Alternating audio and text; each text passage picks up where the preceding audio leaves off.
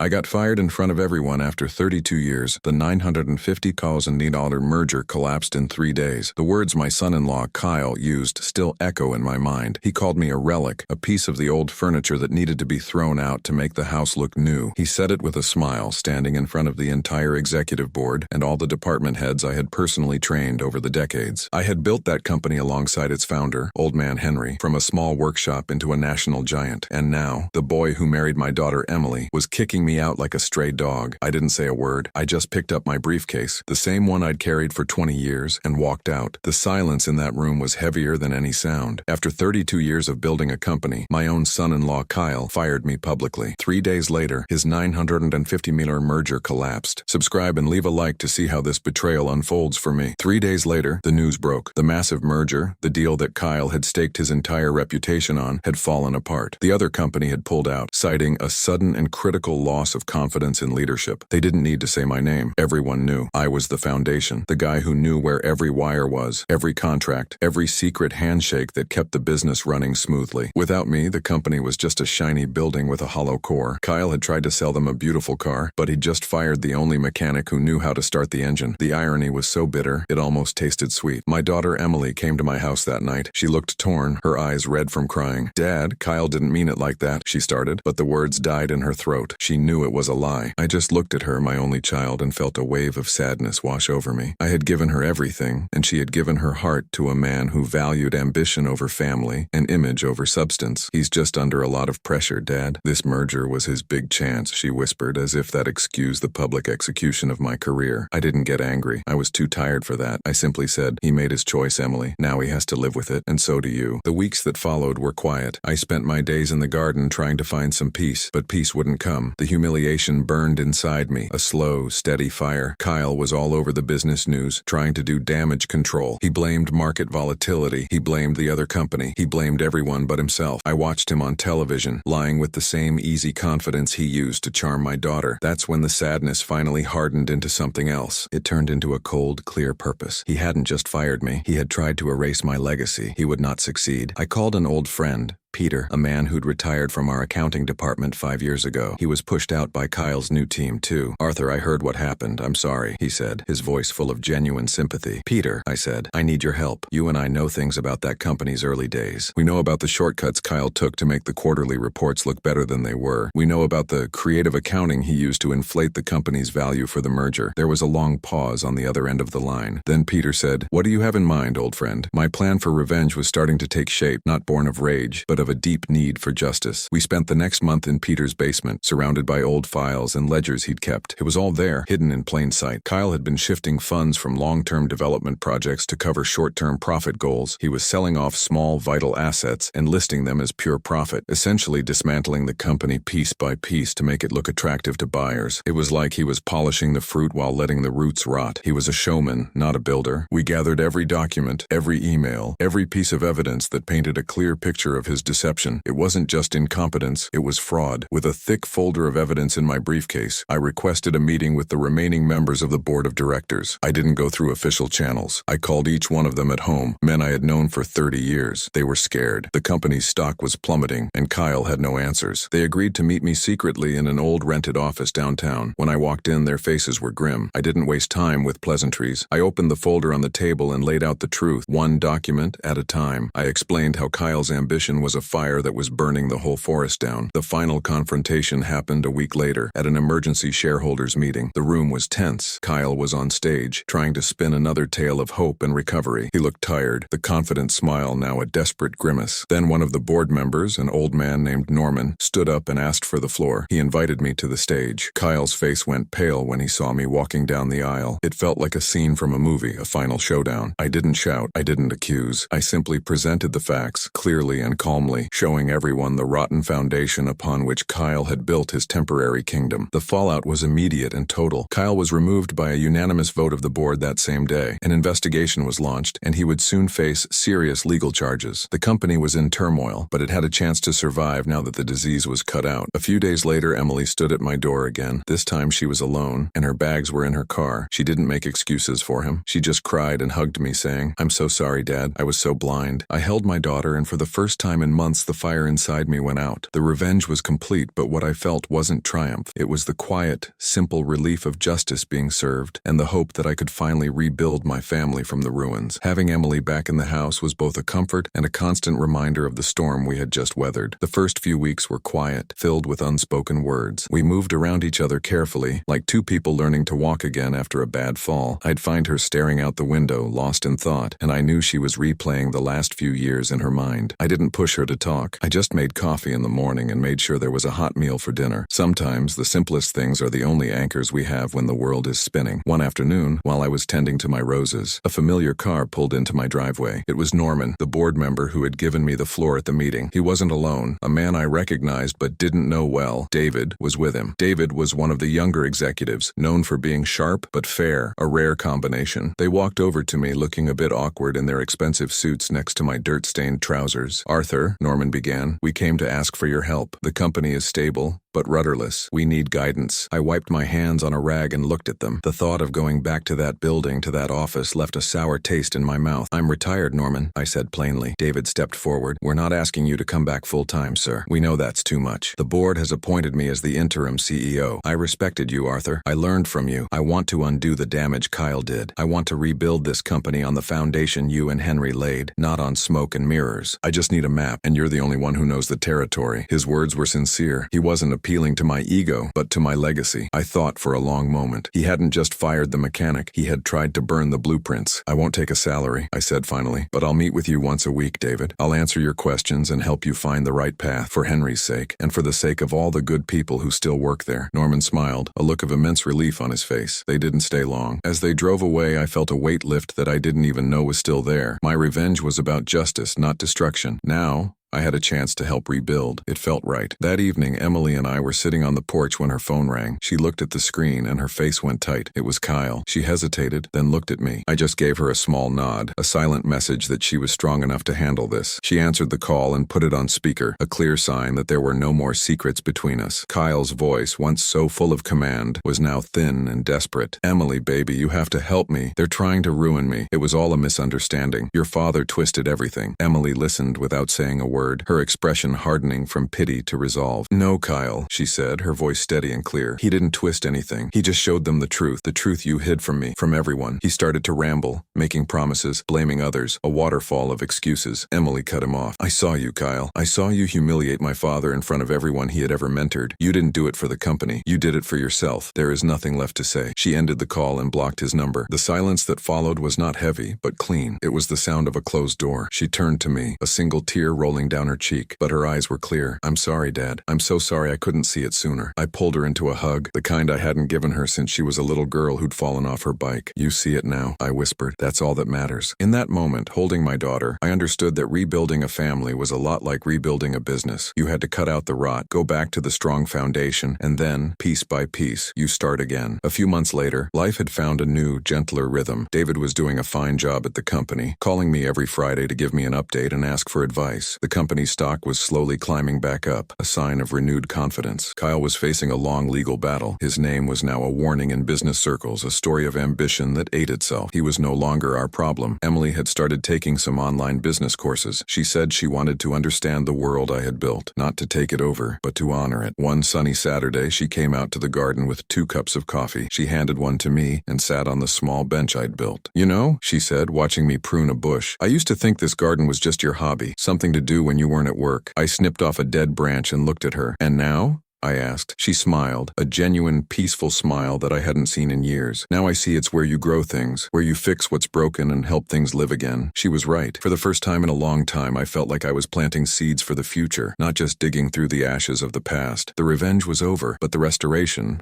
of my family and my peace of mind was just beginning. The quiet rhythm of our new life felt like a gift. For almost a year, Emily and I had rebuilt our small world. She was doing well in her online courses, her confidence growing back day by day. My weekly meetings with David were productive. He was a good listener and a quick learner, and slowly the company was healing. It felt like we had survived the hurricane and were now calmly repairing the roof. I spent most of my time in the garden, and the simple act of pulling weeds and watering plants brought me a peace I hadn't felt in years. The fire of revenge had been replaced by the warm, steady glow of contentment. This peace was shattered by a phone call one Tuesday morning. It was David, and his voice was tight with worry. "Arthur, can you come in? Immediately? We've found something. Something bad." An hour later, I was in my old boardroom, a place I swore I'd never sit in again. David and a young woman from finance, whose name was Sandra, had papers spread across the huge table. David looked pale. "It's the supply contracts," he said, pushing a thick binder towards me. "Kyle signed a series of 10-year deals with a new supplier right before the merger attempt. We're locked in, and the prices are almost double the market rate. It's going to bleed us dry." I spent the next 2 hours reading through the documents. The language was dense, full of legal traps. On the surface, it was just a bad deal, the kind an incompetent CEO might make. But I knew Kyle. He was a snake, not a fool. This wasn't incompetence. It was a landmine he'd left behind, set to go off long after he was gone. It was his final act of destruction. "The supplier?" I asked. "This Horizon Logistics. Who are they?" Sandra shook her head. "That's the problem. They're a ghost. A shell company registered overseas. The money just disappears." My heart sank. This was worse than fraud. It was a perfect crime, designed to be untraceable. We hit a wall for 2 straight days. The contracts were ironclad. Our lawyers said breaking them would be nearly impossible and would cost a fortune in penalties. We were trapped. David was starting to look desperate, the weight of the company's future pressing down on him. On the 3rd day, sitting in my garden with a cold cup of coffee, I was staring at the signature page of one of the contracts, and then I saw it. Not Kyle's signature, but the witness signature from our legal department. It was a name I knew as well as my own. Carolyn. She had been our head legal counsel for 15 years. I had mentored her myself. I trusted her completely. The thought that she could be involved felt like a fresh betrayal, a deeper cut than Kyle's. I didn't call. I just drove to the office. I found her in her corner office, the one with the nice view I'd made sure she got. She was putting personal items into a cardboard box. When she saw me, all the color drained from her face. She looked like a ghost.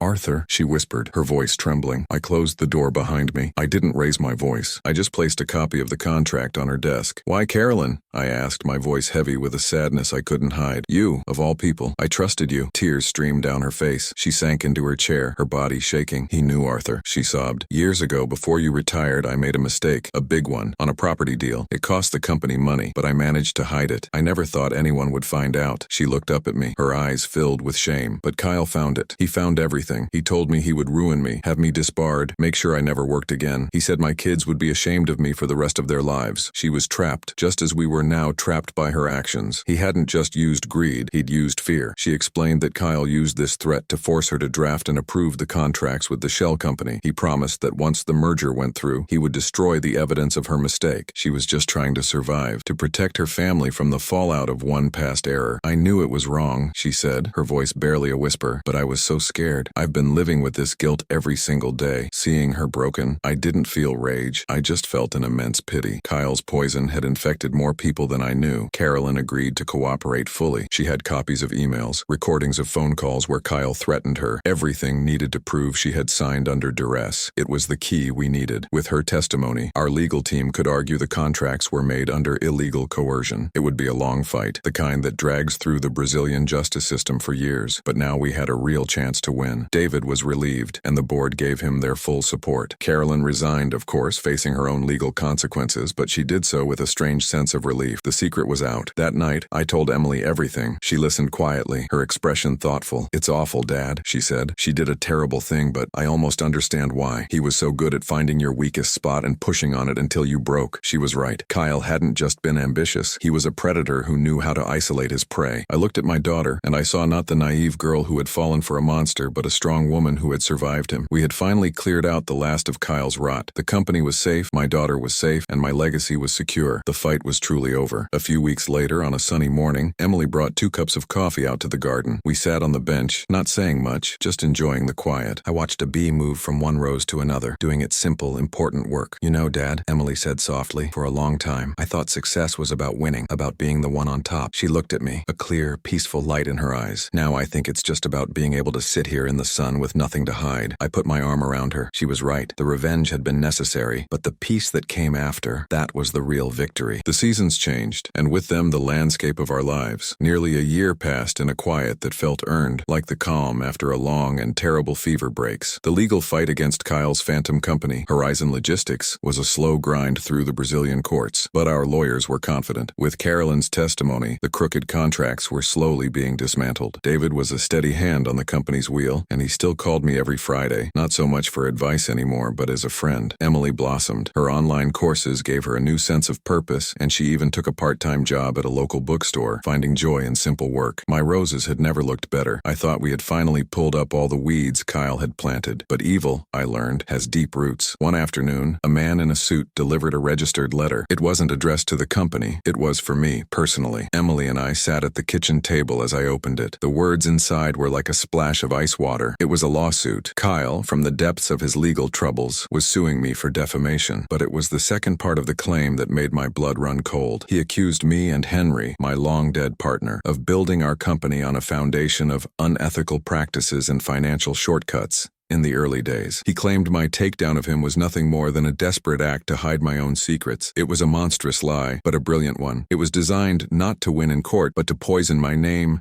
and Henry's forever. "He's a monster, Dad. A cornered rat trying to bite everyone," Emily said, her voice shaking with rage. "We'll fight him. We'll hire the best lawyers in the country and we'll crush him." I looked at her and saw the old fire in her eyes, the same fire that had burned in me. But I was tired of burning. I knew what Kyle wanted. He wanted another public war, another circus for the media. He wanted to drag me back into the mud with him because he knew that in a mud fight everyone comes out dirty. He couldn't win his freedom, so he was trying to steal my peace. "No, Emily," I said softly. "That's his game. We're not going to play it." That evening, I drove to a place I hadn't visited in years, a quiet, well-kept retirement community on the edge of the city. I was there to see Helen, Henry's widow. She was well into her 80s, her body frail, but her eyes were as sharp as they had been 50 years ago. I found her on a balcony watching the sunset. I explained everything, the lawsuit, the disgusting lies about Henry. She listened without interruption, her hands folded calmly in her lap. When I finished, she looked at me and said, "Henry always said you were the brother he never had, Arthur. He knew people could be cruel. He prepared for it." She handed me an old ornate key. "His study at the old house. It's been locked since he died. He said if anyone ever tried to tarnish our name, the truth was in there." The next day, Emily and I drove to Henry and Helen's old house. It had been kept up by a caretaker but was otherwise untouched, a museum of a life well lived. The key opened the heavy oak door to Henry's study. The air inside was thick with the smell of old books and leather. Dust motes danced in the slivers of light coming through the blinds. It felt like stepping back in time. We spent hours going through old file cabinets and desk drawers, finding nothing but old business records that proved our innocence but lacked the power to silence a public smear campaign. I was beginning to lose hope, feeling the weight of the lie pressing down on me. It felt like Kyle might get the last laugh after all. It was Emily who found it. Behind a large leather-bound collection of classic literature, she noticed the wallpaper seemed slightly askew. She pushed the books aside and ran her fingers along the wall, finding the faint outline of a hidden door. It was a small wall safe. My heart pounded in my chest. We worked together to figure out the combination, which, in a moment of inspiration, I realized was the date we first opened our workshop. The safe clicked open. Inside, there was no money or jewelry. There were just a dozen leather-bound journals and a thick yellowed envelope with my name on it. The outside of the envelope simply said, "For Arthur, to be opened only when the wolves are at the door." We took everything back to my house. I sat at the kitchen table and opened the letter. Henry's familiar strong handwriting filled the page. He wrote about our partnership, our struggles,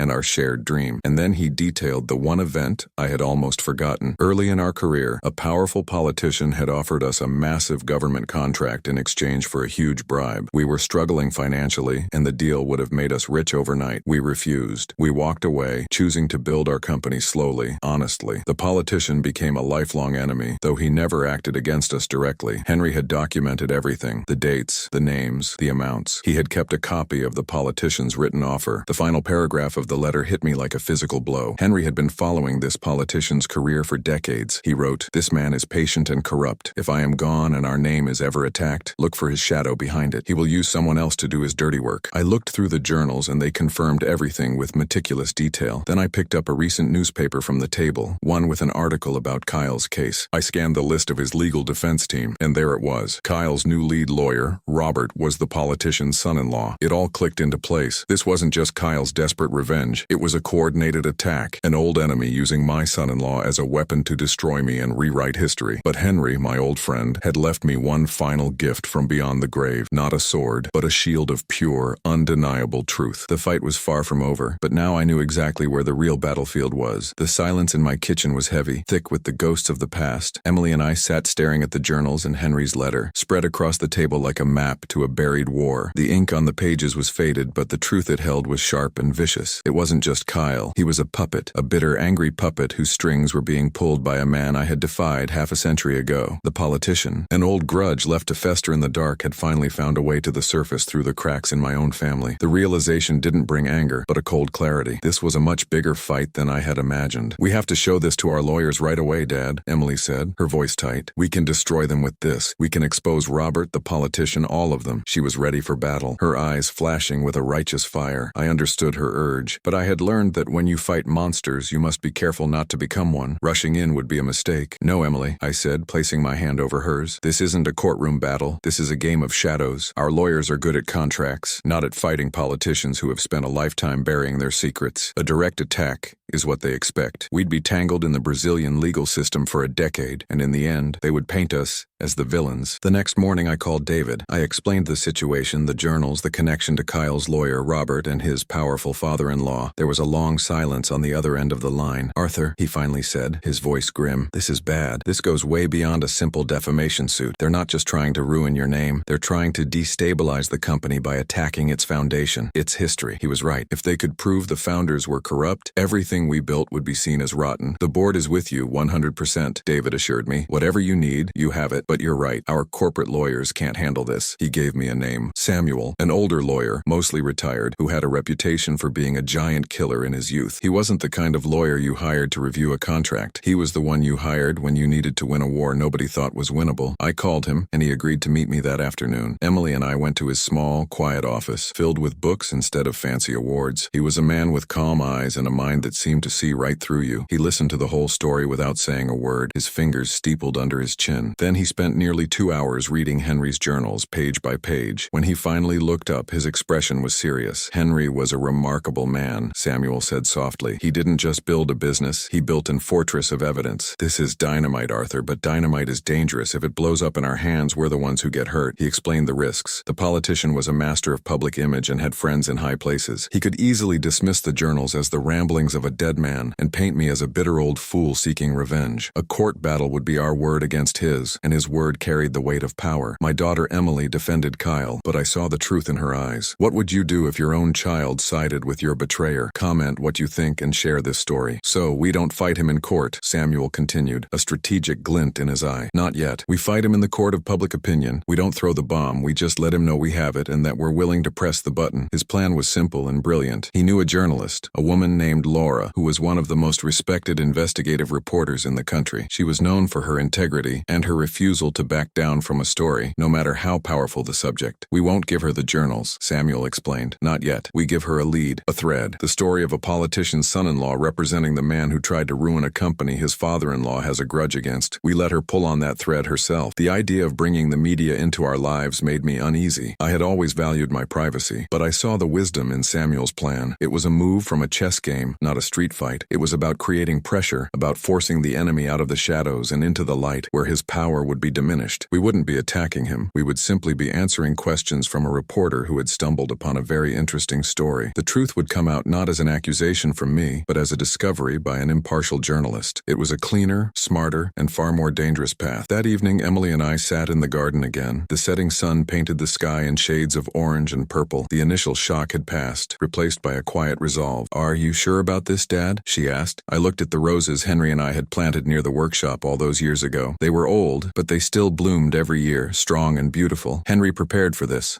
I told her. "He left me a shield. It would be an insult to his memory not to use it." The fight was no longer just about my name or my legacy. It was about honoring the honest path Henry and I had chosen. We had refused to bow to corruption then, and I would not allow it to win now. The wolves were at the door just as Henry had predicted, and now I was ready to face them. The next morning, the air was crisp and clear, a stark contrast to the storm brewing in my life. Following Samuel's precise instructions, I sat at my desk with Emily beside me, the phone feeling unnaturally heavy in my hand. Samuel had given me Laura's direct number, a privilege few people had. I dialed, and it rang only twice before a sharp professional voice answered. Laura speaking. I took a breath. My name is Arthur. Samuel, our mutual acquaintance, suggested I call you. I have a story that might interest you, one about power, old grudges, and how the past never truly stays buried. There was a pause on the other end. I could almost hear her mind working, sorting through the potential cranks and time wasters she must deal with daily. Samuel's recommendation carries weight, she said, her tone cautious but not dismissive. What's the story about? I kept it brief, just as we had practiced. I mentioned my recent dismissal, the failed merger, and a historical conflict with a powerful political figure. I ended by pointing out the strange coincidence of that politician's son-in-law, Robert, now leading the legal charge against me. I didn't mention Henry's journals. That was the ace up my sleeve. It's a long thread, I concluded. I believe it leads somewhere important. Another silence. I can meet you this afternoon, she finally said. 2 o'clock, the cafe at the Botanical Gardens. Come alone with your daughter. The cafe was quiet, filled with the gentle murmur of conversation and the scent of coffee and damp earth from the gardens. Laura was already there, sitting at a small table in the corner. She looked to be in her late 40s, with an intelligent face and eyes that missed nothing. She didn't waste time with pleasantries. All right, Arthur, you have my attention. Lay it out for me. Emily and I spent the next hour carefully explaining the timeline. We talked about the company's founding, my partnership with Henry, and the bribe attempt from the politician decades ago. We described how we refused and how that refusal created a silent, lifelong enemy. Then we connected it to the present. We detailed Kyle's public attack, the convenient collapse of the merger, and the immediate smear campaign that followed. The final piece was Robert,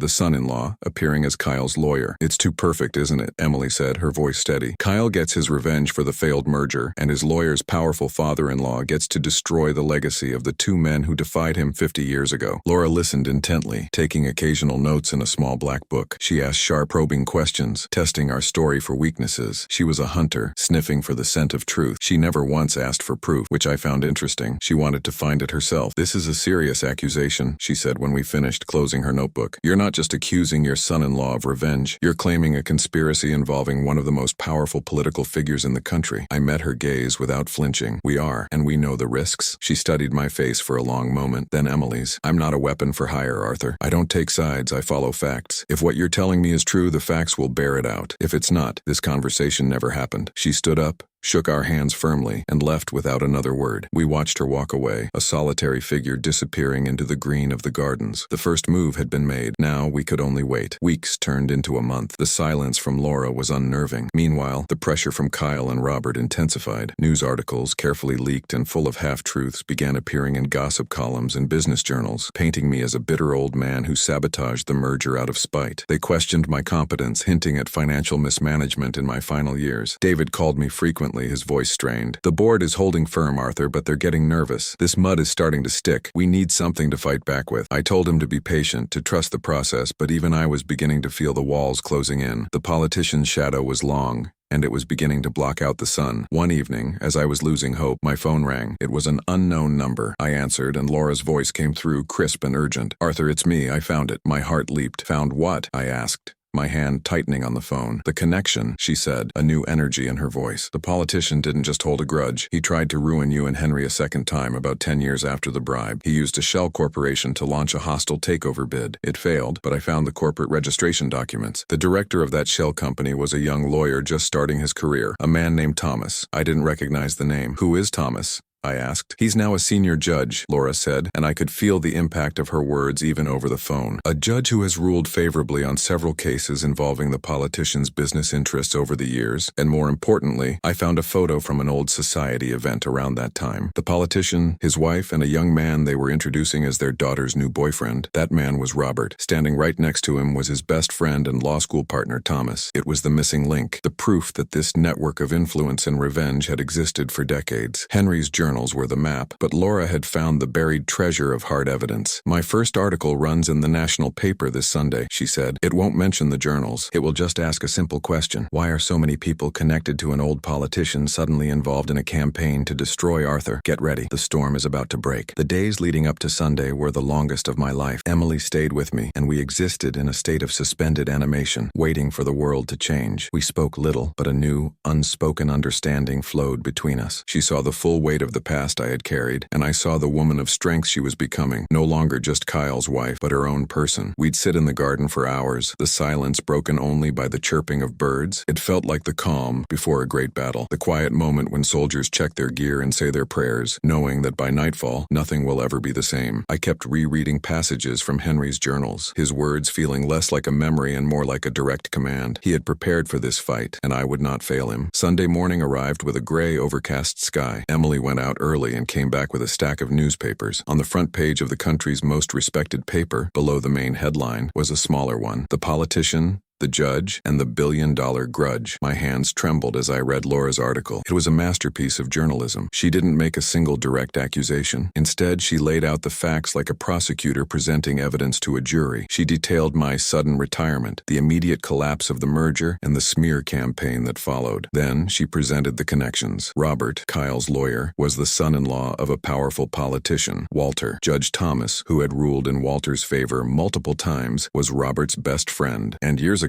Thomas was the director of a company that tried to forcibly take over my business. The article didn't need to shout. It whispered a terrible question into the ear of every reader. What are the odds of all this being a coincidence? It was a web of relationships, favors, and old conflicts, all converging on me. The final line was chilling. When the past calls, it seems some of a nation's most powerful men are quick to answer. By noon, the story was everywhere. It was the lead topic on every news channel, a firestorm on social media. My phone began to ring nonstop. The first call was from David. "Arthur, the office is in chaos," he said, his voice a mix of panic and excitement. "The board is demanding an emergency meeting. They're terrified. This isn't just a corporate dispute anymore. It's a national political scandal." Emily's phone buzzed next. It was Kyle. She put him on speakerphone. His voice, usually so smooth and confident, was now a raw, ragged shout. "What have you done? What did you tell that reporter?" he yelled. "You're trying to ruin me. You and that old fool?" Emily's voice was ice. "He's my father, Kyle, and he didn't do anything but tell the truth. Something you seem to have forgotten how to do." Kyle sputtered. "This is about the politician, Walter, isn't it? My lawyer's father-in-law. You're dragging powerful people into this. You have no idea what you've started." He hung up abruptly. The call was a confirmation. He knew. He knew this was more than just his personal revenge. He was a pawn in a much older, darker game. That evening, the politician Walter himself appeared on the main television news channel for an exclusive interview. He was exactly as I remembered him. Charming, composed, with a smile that never reached his cold eyes. He dismissed the article as the desperate fantasy of a bitter old man, meaning me. He painted Laura as a reckless journalist chasing a sensational story. He spoke of his son-in-law Robert as a brilliant lawyer simply doing his job, and Judge Thomas as a man of unimpeachable integrity. "This is a private business matter being twisted into a political attack," Walter said smoothly, looking directly into the camera. "It's a classic tactic to distract from the real issue." An old executive who couldn't accept that his time was over. It was a masterful performance. He was trying to put the fire out with gasoline, hoping the explosion would consume us, not him. The next morning, I received a call from a number I didn't recognize. An older man's voice, hesitant at first, came on the line. "Is this Arthur?" he asked. "My name is Joseph. I used to work in your finance department a long, long time ago." I read the article. I remembered him. A quiet, meticulous man who had retired over a decade ago. "I remember the takeover attempt," Joseph continued, his voice growing stronger. "We all thought it was strange. The company that tried to buy us came out of nowhere and disappeared just as fast. But I remember something else. A few weeks before the bid, 2 men from a big city bank came to review our books. They were very aggressive. One of them was the politician's man, I'm sure of it. The other, I saw his picture in the paper this morning. It was Judge Thomas.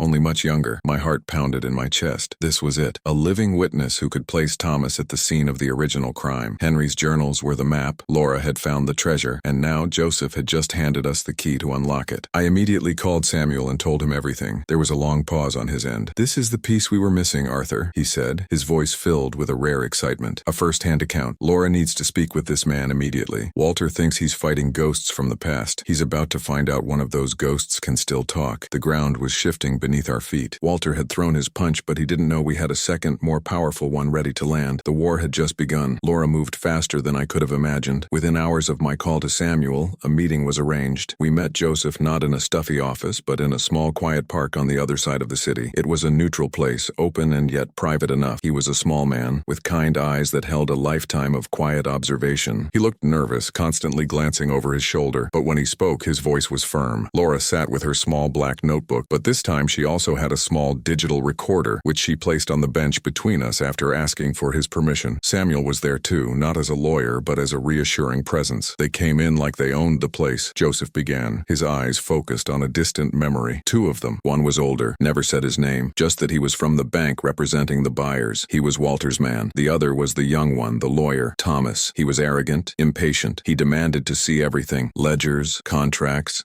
debt schedules. He was looking for a weakness, a crack he could use to break the company. Joseph paused, taking a deep breath. But Henry and you, Arthur, you ran a clean ship. There were no cracks. That made him angry. I remember he slammed a ledger shut and said, "Every fortress has a hidden door. We'll find it." That phrase, a hidden door, sent a chill down my spine. It was the exact kind of threatening language a man like Walter would use. It was more than just a witness account. It was a confirmation of their character, their methods. Joseph provided dates, names of the bank they claimed to represent, and a description of the documents they reviewed. He was a bookkeeper's memory, precise and unforgiving. When he finished, Laura turned off the recorder. "Joseph," she said softly, "you understand they will come after you if you speak publicly?" He nodded slowly. "I'm an old man," he said. "My wife is gone. My children are grown. What I have left is my name. They tried to help destroy a good company built by good men. It was wrong then, and it's wrong now. It's time someone said so." We drove home in silence, the weight of Joseph's courage filling the car. That evening, as Emily and I sat in the living room, the doorbell rang. My heart jumped, but Emily put a calm hand on my arm. Through the window, we saw Kyle's car parked on the street. He was alone. Emily looked at me, her expression hard as stone. "I'll handle this," she said. She opened the door, and he practically stumbled in,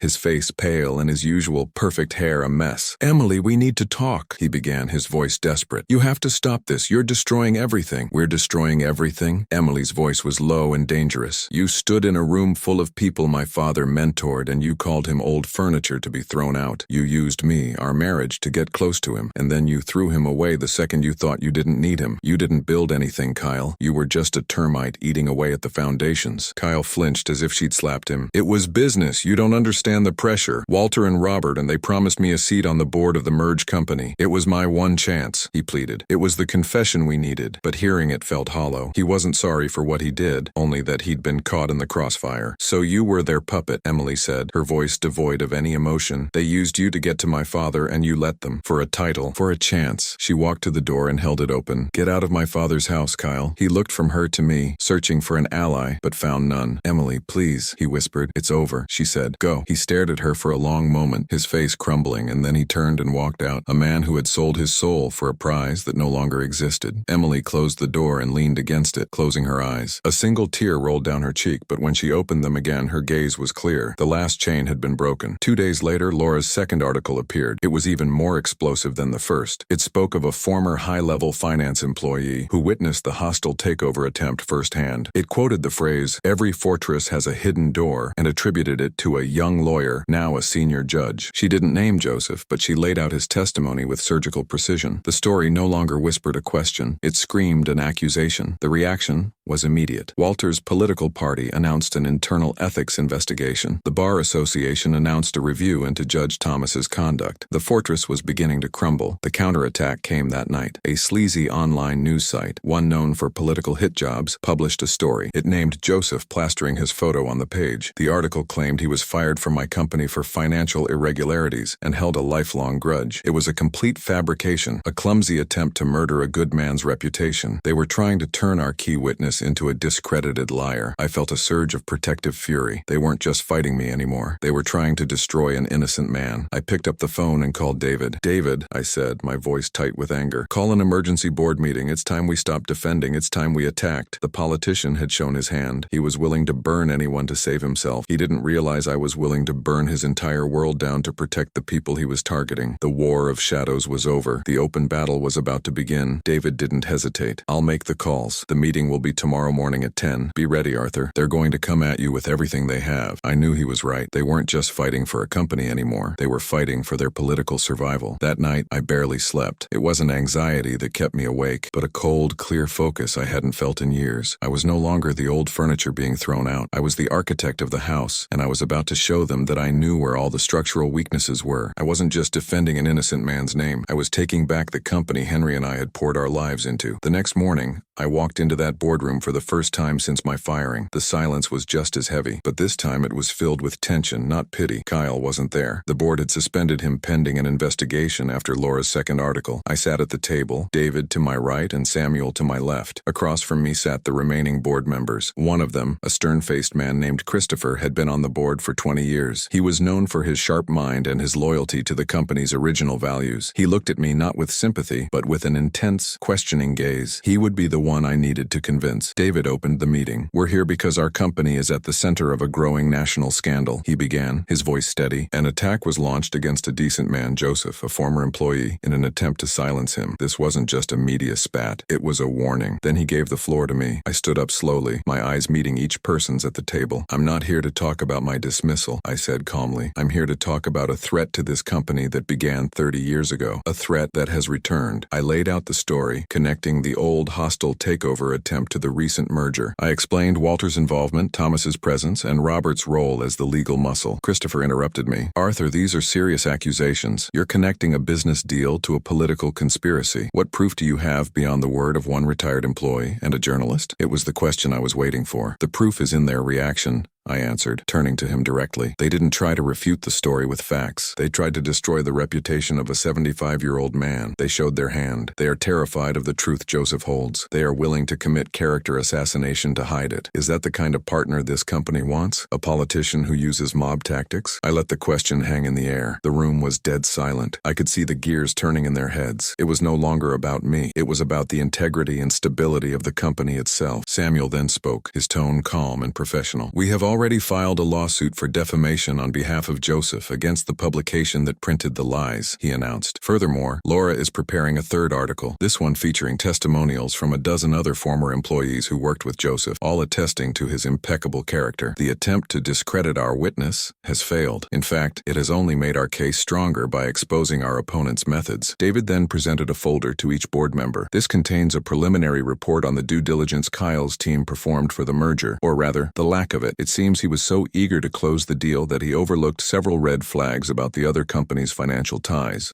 that lead directly back to holding companies controlled by Walter's associates." The mood in the room had shifted completely. Fear had replaced skepticism. They were beginning to understand that Kyle hadn't just made a mistake. He had walked the entire company into a trap. Christopher was the first to speak again, his voice now low and serious. "What do you propose we do, Arthur?" I looked at him and then at the rest of the board. "First, you launch a full, independent, and transparent internal investigation into the failed merger and the original takeover attempt. Give me access to the company archives, all of it. Second, you issue a public statement supporting Joseph and condemning the smear campaign against him. Show the world that we protect our people, past and present. We are not a company that abandons its family." "And third?" Christopher asked. "Third," I said, my voice hard as steel, "you give me the resources to fight back. This isn't just about defending ourselves anymore. It's about exposing a corruption that has festered for decades. They tried to burn down our house. It's time we returned the favor." There was a long pause. Then Christopher slowly nodded. "I agree," he said. One by one, the other board members voiced their assent. It was a unanimous decision. I had walked into that room a disgraced former executive. I was walking out as the general leading a war. That afternoon, Emily came to me, her eyes shining with a mixture of pride and worry. "Dad, I heard what happened. It's all over the financial news." She hugged me tightly. "I'm so proud of you, but I'm also scared. These people are dangerous." I held her close. "They're only dangerous when they operate in the shadows, Emily. We're about to turn on all the lights." Just then, Samuel called. His voice was electric with excitement. "Arthur, we got a hit." The lawsuit rattled them. "The news site that published the story on Joseph has an owner, a shell corporation. We traced its registration. The paperwork was filed by a junior lawyer from a small firm, a firm that does all of its major business with one client, Robert's law office. It was the first concrete link, a thread connecting the dirty tricks directly to Walter's son-in-law. The fortress was beginning to show its cracks. The hidden doors were starting to appear one by one. "That's the thread we needed, Samuel," I said into the phone, a cold sense of victory settling over me. "The one that will unravel their whole rotten sweater." My voice was steady, but my heart was pounding. This was it, the first mistake they made in the open. They got sloppy. They thought a shell corporation in some tax haven was enough to hide behind. They underestimated us. "They underestimated you, Arthur," Samuel corrected me. "They saw an old man put out to pasture. They didn't see the architect." "What are your orders?" His question was crisp, professional. He was ready for battle. "Find the junior lawyer who signed that paperwork. His name, his address, everything." David David and I will handle the board's official response first thing in the morning, and Samuel, be careful. They know we're coming for them now. The next morning, the company issued a powerful public statement, drafted by David and approved unanimously by the board. It condemned the cowardly and false attack on Joseph, a respected and loyal former member of our corporate family. It announced the company was funding Joseph's defamation lawsuit and had launched its own internal investigation into the merger. The message was clear. We were not backing down. We were protecting our own. The news hit the financial markets like a shockwave. Our stock, which had been bleeding, stabilized and even ticked up slightly. The market liked stability, and we were showing them we were cleaning house. That afternoon, Samuel called again. I found him, he said, his voice low. His name is Justin, fresh out of law school. He works at a tiny firm that, as we suspected, has only one real client, Robert's company. He gave me the address. Justin lived in a modest apartment building on the other side of the city. He's a minnow, Arthur, a kid who probably did what he was told to make his bosses happy. He's also our weakest link. I knew what he meant. A young man with his entire career ahead of him would be terrified of getting caught in a war between giants. He could be scared into silence, or he could be convinced to talk. They'll get to him before we can, I said, thinking aloud. Robert will either buy his silence or threaten him into disappearing. Samuel agreed. We have to move fast, but we can't just show up at his door. That could be seen as witness tampering. It was a delicate situation. We had to approach him carefully, legally. I thought for a moment, the gears in my mind turning. We don't need to threaten him, I said finally. We just need to show him the truth. We need to show him the ship he's on is sinking, and we're offering the only lifeboat. That evening, Emily and I were having a quiet dinner when my phone rang. It was Laura, the journalist. Her voice was strained. Arthur, they're following me, she said, cutting straight to the point. A dark sedan. It's been outside my apartment building all day. I think they're trying to intimidate me. A surge of anger went through me. They were targeting a woman just for doing her job. Laura, go to a public place immediately. A busy restaurant or a police station. Don't go home. I'm sending someone. I hung up and immediately called David. David,